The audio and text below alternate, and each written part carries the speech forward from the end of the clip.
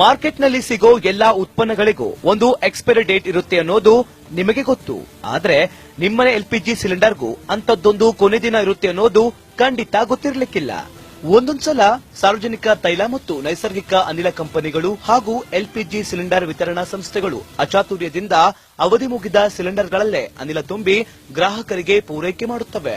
ಆದ್ದರಿಂದ ನೀವು ಪ್ರತಿ ಸಲ ಎಲ್ಪಿಜಿ ಸಿಲಿಂಡರ್ ತೆಗೆದುಕೊಳ್ಳುವ ಮುಂಚೆ ಆ ಸಿಲಿಂಡರ್ನ ಮೇಲಿರೋ ಎಕ್ಸ್ಪೈರಿ ದಿನಾಂಕವನ್ನು ತಪ್ಪದೇ ಪರಿಶೀಲಿಸಿ ನೋಡಿ.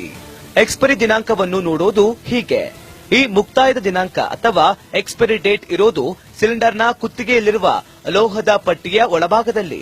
ಇಲ್ಲಿ ನೀವು ಎ, ಬಿ, ಸಿ ಅಥವಾ ಡಿ ವರ್ಣಮಾಲೆಯ ಜೊತೆಗೆ 2 ಅಂಕಿಯ ಸಂಖ್ಯೆಯನ್ನು ನೋಡುತ್ತೀರಿ.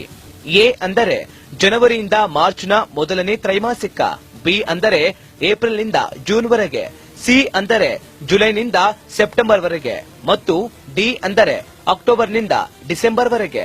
ಇವುಗಳ ಜೊತೆಗಿರುವ 2 ಅಂಕಿಯ ಸಂಖ್ಯೆ ಸಿಲಿಂಡರ್ನ ಅವಧಿ ಮುಗಿಯುವ ವರ್ಷವನ್ನ ಸೂಚಿಸುತ್ತದೆ.